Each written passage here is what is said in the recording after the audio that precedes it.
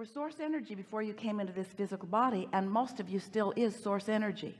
And you in this physical body have a relationship. We want you to know that. We want you to feel it. We want you to sense it.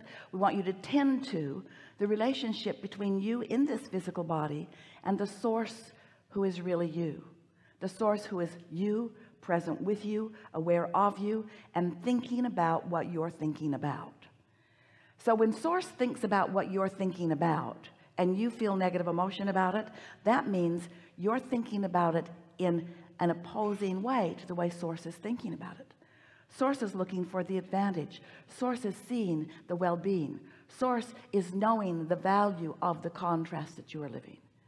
But when you are pushing against the contrast, then you are not in vibrational sync with who you really are. So the creative process is really 3 simple steps that have morphed to 4 and now to 5. We'll talk about all of them. But it basically says that life will cause you to ask for more continually. And when you are in that phase where you are aware that something that you want is missing, so you are asking for the improvement in your life by wanting this amendment to your desires, that's what we are calling step 1.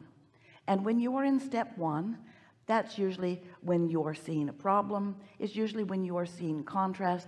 It's usually when you're asking a strong question to which you do not know the answer. That's step 1. Step 1 is an important step, but step 1 will trip you up because it's easy for you to take your humanness, your actualness, your actionness, and give your all to step 1. You're looking around. I don't like that. I don't like that. And these are the reasons that I don't like this. I don't like it. I want it to be like that, but I don't like this. That's what step 1 is like. Step 2 is source is answering what you want. Now, if you're in step 1, strongly in step 1, asking for the improvement, asking, focused on the problem, focused on the question, then you're remaining in step 1, even though step 2 has already taken place and what you have asked for has already come to be in a vibrational reality that we've been referring to as your vortex. It's a vibrational reality. Wrote a whole book about it. A vibrational reality where everything that you're asking for is already resolved and gathered and completed and done vibrationally.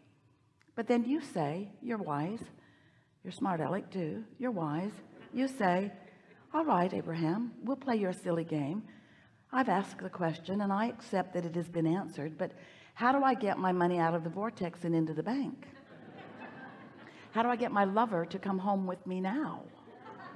In other words, it's very fine, this vibrational reality that you have conjured, cooked up, or maybe even imagined, Abraham, but I want the reality. I'm not asking for the vibrational version. I'm asking for the real life, see it, smell it, hear it, taste it, touch it, lick it, space version. I want the reality of it. I want it to manifest for me. And we say that's step 3. That's where you are so aware that step 2 has taken place, and you are proud of yourself for living step 1 and asking with such clarity that now you are in a place of relaxed expectation. You're in the receptive mode. You're in the mode where you are not tense and not worried. You're not struggling. You're not justifying and defending. You're not saying I need it. You're not yearning for it.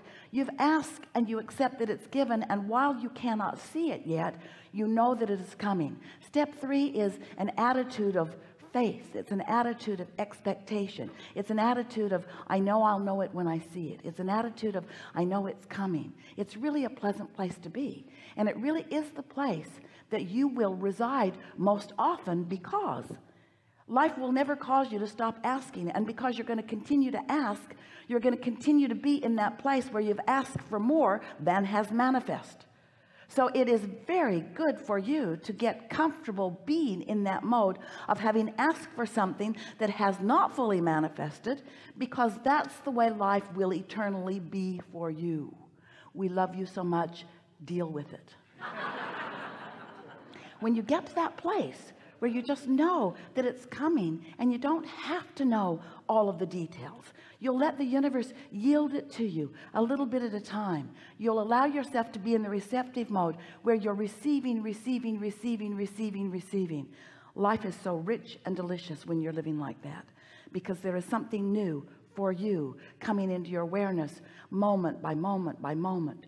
The receptive mode, that step 3 receiving mode, that allowing mode, that is the feeling of most blessedness.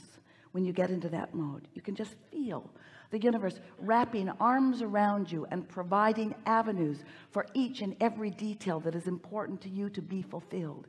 It is such a delicious state of being.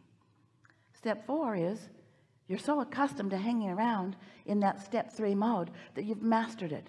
You're no longer upset with contrast. Contrast doesn't upset you anymore. You know how to manage your vibration. Step 4 is really managing your vibration. It's living in this world of steps, understanding that all of the steps are necessary, and feeling happy. It's mastering. It's the mastery of the creative process. Now we're talking about step 5. Step 5 is where you not only accept contrast as important to the equation, but you revel in the contrasting experience that causes you to focus. And now you've come full circle. Now you are on top of life. Now nothing bothers you because you know it's all for you. Nothing bothers you because you know you've attracted every bit of it. Nothing bothers you because you know it's the clarity that you've been seeking.